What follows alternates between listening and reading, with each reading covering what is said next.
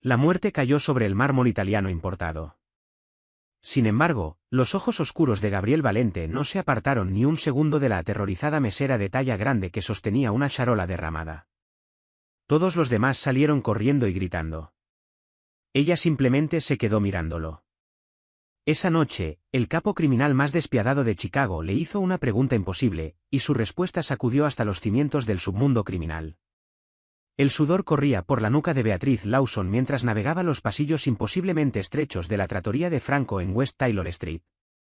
Beatriz era una mujer gorda, un hecho que jamás intentó ocultar, principalmente porque la sociedad jamás la dejó olvidarlo.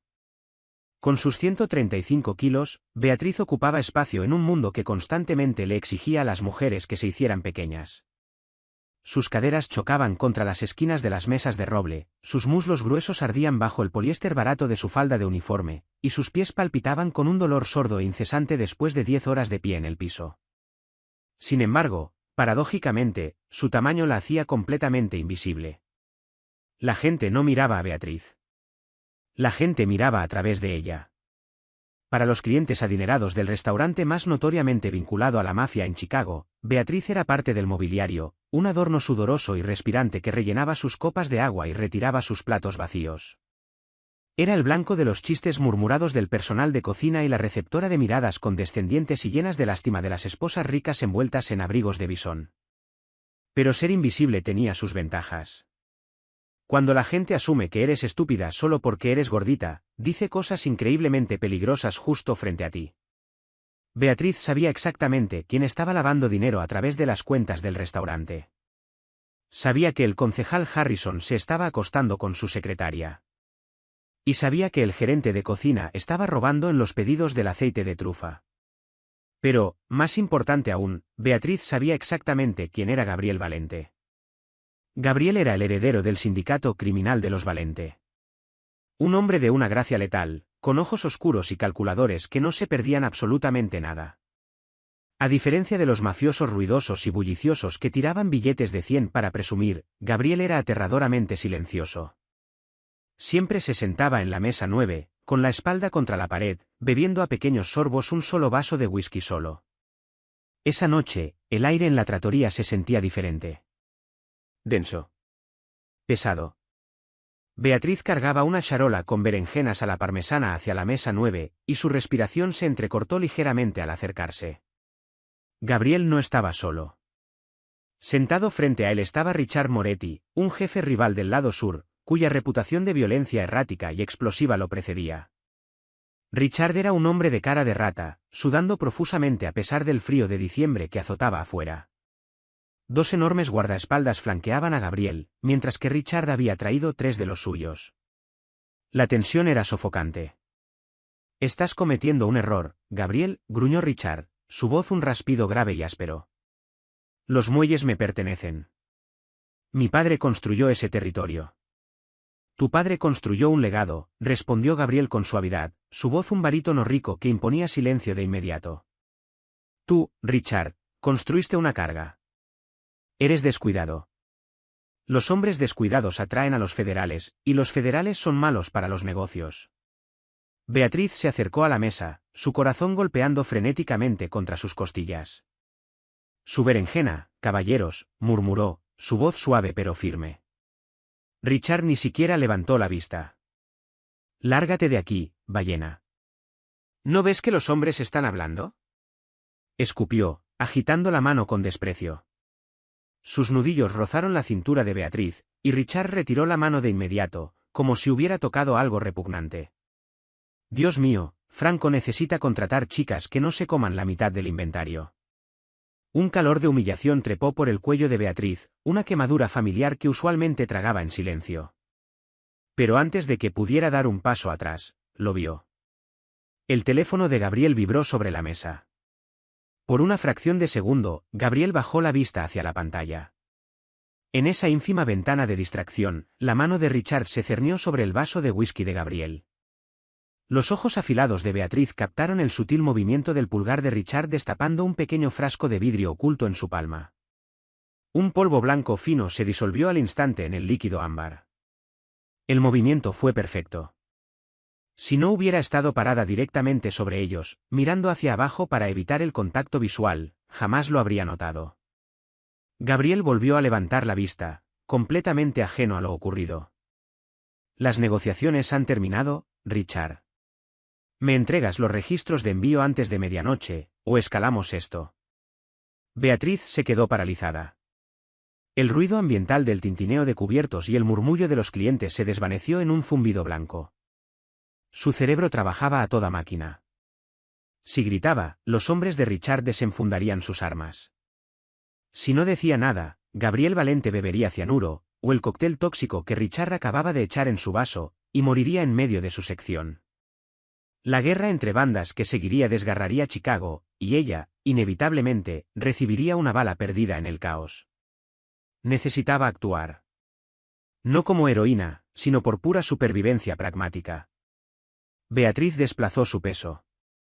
Fingió tropezar, dejando que su cadera gruesa golpeara con fuerza la esquina de la pesada mesa de roble. El impacto hizo retumbar la madera. «¡Ay, Dios mío, qué torpe soy!», exclamó Beatriz en voz alta, con las manos agitándose frenéticas. Se estiró para sostenerse, y en un arco deliberado y veloz, su pesada palma golpeó directamente la copa de vino tinto de Richard, enviándola a estrellarse sobre sus pantalones. «¡Estúpida vaca gorda!», rugió Richard, saltando de su silla. El vino oscuro manchó sus pantalones de seda de miles de dólares, goteando sobre el piso de mármol. Sus guardaespaldas metieron las manos inmediatamente dentro de sus sacos. «Lo siento mucho, déjeme limpiar eso. Le traigo bebidas nuevas ahora mismo», balbució Beatriz, interpretando a la perfección el papel de la mesera torpe y aterrorizada. Sin esperar permiso, Beatriz agarró el vaso de whisky envenenado de Gabriel y el vaso de agua vacío de Richard, arrastrándolos hacia su charola junto con los fragmentos de vidrio roto. «Aléjate de mí», bramó Richard, tirándole un manotazo. Gabriel levantó una sola mano, deteniendo a sus propios hombres antes de que desenfundaran. Sus ojos oscuros se clavaron en Beatriz. No parecía enojado. Parecía profundamente, intensamente curioso. Había visto el tropiezo, pero un hombre que lo observa todo sabe distinguir entre un accidente genuino y un golpe calculado. Beatriz se escurrió hacia la cocina, su corazón latiendo a un ritmo frenético. Vació el whisky envenenado directamente por el desagüe del fregadero industrial, dejando correr el agua caliente durante 10 segundos. Acababa de salvar a un jefe de la mafia, pero el verdadero peligro, se dio cuenta con una caída nauseabunda en el estómago, todavía no había comenzado.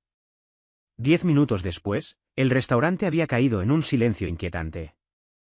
Richard había ido furioso al baño a intentar rescatar sus pantalones arruinados, dejando a Gabriel solo en la mesa. Beatriz tomó una respiración profunda, alisó el delantal sobre su vientre, y recogió una charola con un vaso de whisky fresco perfectamente servido. Caminó de vuelta a la mesa 9. Gabriel la estaba esperando. No había tocado su comida. Cuando Beatriz puso el vaso fresco sobre la mesa, la mano grande y cicatrizada de Gabriel salió disparada, envolviendo la muñeca gruesa de Beatriz. Su agarre no era doloroso, pero era absoluto. Un grillete de hierro. «No tropezaste, Beatriz», dijo Gabriel. No era una pregunta. Sabía su nombre. Ese detalle solo ya le recorrió la columna vertebral con un escalofrío. «Vi tus ojos antes de que golpearas la mesa. Estabas mirando mi vaso. Luego mirabas a Richard». Beatriz tragó saliva con dificultad. Intentó retirar la muñeca, pero Gabriel la sostuvo firme. «No sé de qué habla, señor Valente.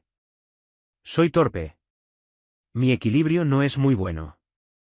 No insultes mi inteligencia, y yo no insultaré la tuya», murmuró Gabriel, inclinándose ligeramente. El aroma de colonia cara y peligro emanaba de él. «Richard echó algo en mi bebida. Tú lo viste, y en lugar de gritar, en lugar de correr, te lanzaste contra la mesa y aguantaste sus insultos para quitarme el vaso». Beatriz dejó de forcejear. Miró directamente a los ojos oscuros de Gabriel, abandonando la fachada de la mesera asustada y torpe. Su postura se irguió, alcanzando toda su altura y anchura, reclamando el espacio que ocupaba. Si hubiera gritado, sus hombres habrían disparado en el comedor, dijo Beatriz, con una voz de la que desapareció el pánico agudo que usualmente empleaba con los clientes difíciles. Mi gerente de cocina está escondido detrás de la barra, llorando. Tengo un mesero cuya esposa acaba de tener un bebé. Si se desata un tiroteo, muere gente inocente. Así que lo manejé en silencio. Gabriel estudió su rostro. Observó la curva suave de su mandíbula, la inteligencia ardiendo detrás de sus ojos cansados. Por un momento, el restaurante bullicioso desapareció, y solo quedaron los dos, atrapados en una órbita peligrosa. Entonces Richard salió airoso del baño, el rostro encendido de furia. Este traje está arruinado. Valente, hemos terminado aquí. Tendrás mi respuesta mañana, le indicó a sus hombres que se movieran. Espera, Richard, dijo Gabriel con suavidad, soltando finalmente la muñeca de Beatriz. Antes de que te vayas, déjame ofrecerte una copa como disculpa por el tropiezo de mi mesera. Gabriel señaló el vaso de whisky fresco que Beatriz acababa de colocar sobre la mesa. Brinda conmigo. Por las negociaciones futuras. Richard resopló con desdén. No bebo aguachirle barata. Pero el mafioso arrogante quería demostrar dominancia. Extendió la mano, agarró el vaso de whisky fresco, y se lo llevó a los labios. Por tu caída, Gabriel. Se lo bebió de un solo trago. La respiración de Beatriz se cortó. Observó la garganta de Richard moverse. 5 segundos. 10. Richard dio un paso hacia atrás. Un temblor violento y repentino sacudió su cuerpo. Sus ojos se abrieron con terror absoluto mientras sus manos arañaban su propia garganta. Lanzó un gorgoteo horrible antes de desplomarse pesadamente sobre el mármol italiano importado. Su cuerpo se sacudió con convulsiones violentas, espuma de sangre brotando en las comisuras de su boca, y luego quedó completamente inmóvil. Los gritos estallaron desde las demás mesas. El caos explotó. Los guardaespaldas de Richard desenfundaron sus armas. Pero los hombres de Gabriel fueron más rápidos, disparando 3 balas al techo. Cierren las puertas, ordenó Gabriel, su voz cortando el pánico como una cuchilla. Nadie sale. Beatriz permanecía paralizada, sosteniendo su charola vacía. Miró al hombre muerto. Luego miró a Gabriel. Gabriel se levantó lentamente, pasando sobre el cuerpo sin vida de Richard, y caminó hasta quedar a centímetros de Beatriz. La dominaba con su presencia, una sombra oscura de muerte y poder. Metió la mano en el bolsillo interior de su saco y sacó un pequeño frasco de vidrio vacío, el mismo frasco que Richard había utilizado. Lo dejó caer bajo la mesa cuando lo golpeaste, susurró Gabriel, mostrándoselo. Olí la almendra amarga en el vaso que te llevaste. Cianuro. Beatriz sintió un sudor frío cubrirle la frente. ¿Lo sabías? Por supuesto que lo sabía, respondió Gabriel suavemente. Se acercó más, acorralándola contra una columna estructural. Lo cual me trae a mi problema. Beatriz, eres una mesera que gana el salario mínimo. Te tratan como basura todos en este lugar. No me debes nada. Gabriel extendió la mano, sus nudillos rozando suavemente la curva sonrojada de su mejilla. Fue un gesto tan íntimo, tan aterrador, que Beatriz olvidó cómo respirar. Así que voy a hacerte una sola pregunta, continuó Gabriel, sus ojos clavados en los de ella con una intensidad aterradora. Y tu respuesta determinará si sales de este restaurante con vida esta noche. El pesado silencio se extendió entre ellos, ahogando los sollozos frenéticos de los clientes acurrucados en el suelo.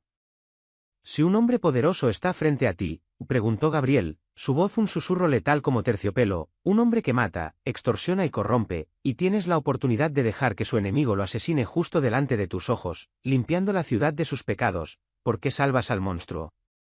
Beatriz miró el cadáver. Miró a los clientes ricos y aterrorizados escondidos bajo sus mesas, los mismos clientes que la habían llamado vaca, que se habían reído de verla sudar en la cocina, que jamás la habían visto una sola vez como ser humano. Luego miró directamente a los ojos de Gabriel Valente. No parpadeó. Porque un monstruo que deja el 20% de propina y dice gracias es mejor que un santo que me escupe en los zapatos, respondió Beatriz con frialdad. La gente buena de esta ciudad me mira y ve un chiste de gordas, señor Valente. Me ven como un desperdicio de espacio. Pero usted jamás me miró con lástima. Solo vio a una mujer haciendo su trabajo. Es un monstruo, sí. Pero es un monstruo con modales, y en mi mundo, la lealtad va hacia quien me trata como persona. Gabriel la miró fijamente. El silencio se extendió tanto tiempo que Beatriz estuvo segura de que iba a morir. Se preparó para el disparo. En cambio, una sonrisa lenta y oscura se extendió por el rostro del jefe de la mafia. Era algo aterrador y hermoso al mismo tiempo. «No perteneces a este restaurante, Beatriz», susurró Gabriel, dando un paso atrás y señalando a sus hombres que abrieran un camino hacia la puerta. «Agarra tu abrigo».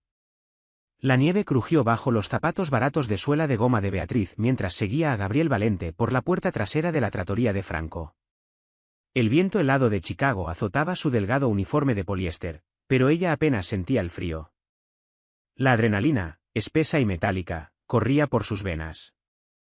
Acababa de ver morir a un hombre. Peor aún, lo había permitido. Y ahora estaba subiendo a la parte trasera de un Cadillac Escalade blindado con el jefe del sindicato más temido de la ciudad. Dentro del SUV, las pesadas puertas se cerraron con un clic, sumergiéndolos en un silencio absoluto e insonorizado. Gabriel sirvió 2 vasos de scotch de una licorera de cristal en la consola central. Le extendió uno a Beatriz. Ella lo aceptó, sus manos temblando ligeramente, pero se obligó a sostener su mirada. «Estás temblando, Beatriz», observó Gabriel, su voz un murmullo grave y sereno en la tenue luz. «Pero tus ojos están completamente tranquilos». Es una contradicción fascinante. Actualmente estoy sentada junto a un hombre que acaba de orquestar un asesinato usando mi charola, respondió Beatriz, tomando un lento y ardiente sorbo de scotch. Creo que temblar un poco es una respuesta fisiológica perfectamente racional. ¿Qué quiere de mí, señor Valente? Gabriel la corrigió suavemente. Se recostó contra el cuero lujoso, observándola con una quietud depredadora. En cuanto a lo que quiero, necesito un activo. Mi sindicato está sangrando. Tenemos una rata.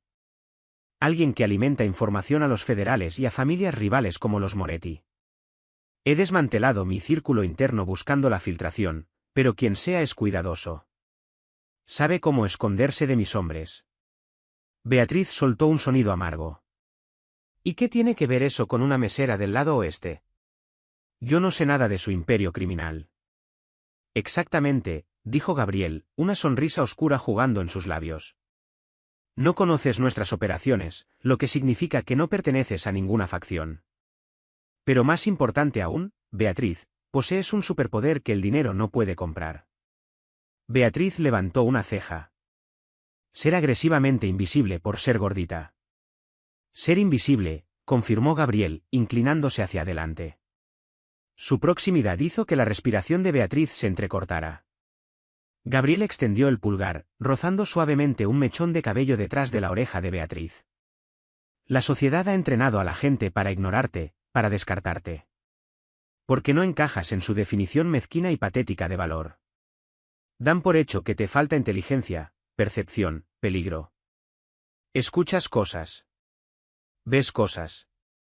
Detectaste un juego de manos esta noche que mis guardaespaldas altamente entrenados no vieron. Quiero ponerte en los mismos cuartos que mis enemigos. Quiero que seas mis ojos y mis oídos. Beatriz lo miró, atónita. No la estaba arrastrando a su cama ni encerrándola en un sótano. Le estaba ofreciendo un trabajo. Un trabajo salvajemente ilegal y locamente peligroso. Si me atrapan espiando, me matarán, dijo con toda franqueza. Nunca te van a atrapar, prometió Gabriel, sus ojos oscureciéndose con una intensidad posesiva. Porque estarás conmigo, y nadie toca lo que es mío. Durante las siguientes 3 semanas, la vida de Beatriz se transformó en un sueño febril y surrealista. Gabriel la trasladó a su imponente fortaleza en Lake Forest. Le asignaron una suite más grande que todo su edificio de apartamentos. Pero el mayor impacto no fue la riqueza. Fue la manera en que Gabriel la trataba. Gabriel contrató a Clara Hughes, una reconocida diseñadora privada de Manhattan, exigiendo un guardarropa completamente nuevo para Beatriz. Cuando Clara instintivamente intentó sugerir colores oscuros y rayas verticales, el uniforme universal destinado a adelgazar a las mujeres gordas, Gabriel descartó sus sugerencias de inmediato. Ella no se está escondiendo, gruñó Gabriel, parado en el umbral del vestidor mientras Beatriz permanecía incómoda en una bata de seda. Vístela con esmeraldas, rojos profundos y dorado. Resalta sus curvas. Haz que la miren, y haz que se den cuenta de que es intocable. Beatriz sintió un arrebato de emoción que le quemó los ojos. Durante 28 años le habían dicho que se encogiera, que hiciera dieta, que se tapara, que se disculpara por el espacio que ocupaba. Gabriel Valente estaba exigiendo que se expandiera. Gabriel miraba sus muslos gruesos, su vientre suave y sus caderas amplias con un hambre que la dejaba completamente sin fuerzas. Sin embargo, no todos en la mansión compartían la fascinación de Gabriel. Lorenzo Rossi, el subjefe de Gabriel y su amigo más antiguo, la despreciaba. Lorenzo era un hombre de rasgos afilados y amargura concentrada que vestía trajes a medida y se movía con una arrogancia aterradora. Es una carga, Gabriel, le espetó Lorenzo una tarde en el estudio, sin saber que Beatriz estaba sentada en la biblioteca contigua, completamente oculta detrás de un enorme sillón de cuero. Estás metiendo a una civil gordita en los asuntos de la familia. Los otros capitanes se están riendo de ti. Creen que perdiste el filo por cargar una limosna como mascota. Que se rían, respondió la voz de Gabriel, glacial, cargando la promesa de violencia. Y Lorenzo, si vuelves a mencionar a Beatriz con ese tono alguna vez más, yo mismo te arrancaré la lengua. ¿Nos entendemos? El silencio se extendió antes de que Lorenzo murmurara un rígido. Sí, jefe. Beatriz apretó el libro entre sus manos, el corazón latiéndole a toda velocidad. Lorenzo estaba furioso, y los hombres furiosos son hombres descuidados. Decidió en ese mismo instante que Lorenzo Rossi sería la primera persona que iba a vigilar. La gala benéfica anual en el Hotel Drake era la única noche del año en que la élite política de Chicago y su submundo criminal se rozaban abiertamente. Los alcaldes bebían champán con extorsionistas. Los jueces reían con lavadores de dinero. Beatriz bajó del escalade y los destellos de los paparazzi la cegaron momentáneamente. Llevaba un vestido de terciopelo rojo rubí hecho a medida que abrazaba su pecho generoso y se abría hermosamente sobre sus caderas anchas. Los diamantes en cascada descendían por su clavícula. Parecía realeza, un contraste absoluto con las esposas quirúrgicamente intervenidas y dolorosamente delgadas de los otros mafiosos. Gabriel le ofreció el brazo. Lucía letal en un smoking negro azabache, pero sus ojos se suavizaron mientras recorrían la figura de Beatriz. «Estás magnífica», murmuró, acercándola a él. «¿Estás lista?» «Señálame dónde están los leones», respondió Beatriz, con la barbilla bien alta. Dentro del salón de baile, la estrategia comenzó. Gabriel interpretó al líder aterrador y carismático, atrayendo a un grupo de aduladores y rivales nerviosos. Beatriz interpretó su papel a la perfección, la acompañante silenciosa y ligeramente abrumada, de cuerpo voluminoso, que necesitaba desesperadamente sentarse cerca de las palmeras en maceta. Encontró un rincón cerca del balcón privado VIP para fumadores. Se hundió en una silla de terciopelo, dejando que su postura se venciera, adoptando la apariencia de una mujer cansada a quien le dolían los pies. Una socialité adinerada pasó por su lado, poniendo los ojos en blanco con asco ante la figura desparramada de Beatriz. Perfecto. Era completamente invisible otra vez. 10 minutos después, las pesadas cortinas que daban al balcón se agitaron. Lorenzo Rossi salió hacia las sombras, seguido un momento después por el concejal Thomas Gallagher, el mismo hombre que Beatriz sabía que estaba lavando dinero a través de la trattoria de Franco, y dos hombres que reconoció al instante, soldados Moretti, los hombres cuyo jefe había muerto en el piso del restaurante. Beatriz se paralizó, la respiración superficial. La puerta del balcony estaba entreabierta lo suficiente para que el viento helado transportara sus voces en susurros directamente hasta ella. «Sucede esta noche», siseó Lorenzo, su voz temblando de energía ansiosa. «Gabriel está débil. Está distraído por esa vaca enorme que trajo con él. Cuando termine la gala, toma el elevador privado hasta el garaje VIP subterráneo. Gallagher, asegúrate de que las cámaras de seguridad del sector 4 estén en bucle». «Hecho», murmuró el político corrupto. «¿Pero qué hay de su escolta personal?» «Reasigne a sus choferes principales», respondió Lorenzo. «Mis hombres estarán esperando en el túnel. Acribillamos el escalade, y el Imperio Valente es mío al amanecer». La familia Moretti recupera los puertos del lado sur, tal como acordamos. Beatriz sintió cómo se le drenaba la sangre del rostro. Lorenzo era la rata. Él había orquestado el envenenamiento de Richard Moretti, quizás esperando que Gabriel cargara con la culpa. Pero cuando Gabriel dio vuelta las cosas, Lorenzo se apresuró a organizar un ataque directo. Beatriz no entró en pánico. No gritó. Se levantó lentamente, alisando el terciopelo sobre sus caderas. Se deslizó fuera del rincón, moviéndose por el atestado salón de baile con una gracia fluida y sorprendente. Encontró a Gabriel presidiendo la corte cerca de la escultura de hielo. Al cruzar su mirada, Beatriz le dirigió un asentimiento lento y específico. Era su señal preacordada: encontré el cuchillo en la oscuridad. Gabriel se disculpó de inmediato, retirándose a un pasillo tranquilo donde Beatriz lo esperaba. Lorenzo, susurró Beatriz, su voz serena pero urgente. Te vendió a los remanentes de los Moretti. Y el concejal Gallagher. Te van a emboscar en el garaje subterráneo. Reasignó a tus choferes. La mandíbula de Gabriel se tensó. Una rabia demoníaca y aterradora destelló en sus ojos oscuros, pero desapareció al instante, reemplazada por una máscara fría y calculadora. Miró a Beatriz y la furia dio paso a un asombro absoluto. Su subjefe, un hombre que había estado a su lado durante 20 años, era un traidor. Pero la mujer que la sociedad había considerado una inútil acababa de salvarle el imperio y la vida por segunda vez. Quédate aquí en el vestíbulo principal, ordenó Gabriel suavemente, cubriendo el rostro de Beatriz con sus manos y estampando un beso feroz y contundente en su frente. No te muevas hasta que te mande a mi guardia personal. Beatriz lo vio alejarse mientras marcaba un número en su teléfono. No estaba llamando para escapar. Estaba llamando a sus ejecutores. Una hora después, la gala terminó. La noticia se propagó entre la multitud de alta sociedad en susurros frenéticos y llenos de pánico. Había habido un incidente en el garaje de estacionamiento VIP. Una explosión de gas, decían. 4 hombres muertos. El concejal Gallagher había desaparecido misteriosamente. Beatriz estaba parada junto a la gran escalinata, el corazón golpeándole el pecho, hasta que las enormes puertas de cristal se abrieron, y Gabriel volvió a entrar. Su smoking estaba impecable, aunque había una tenue mancha de hollín en el puño blanco de su camisa. Todo el salón pareció contener el aliento mientras el rey indiscutible de Chicago pasaba de largo ante los millonarios y políticos, dirigiéndose directamente hacia la mujer gorda que esperaba junto a la escalinata. Esta vez no le ofreció simplemente el brazo.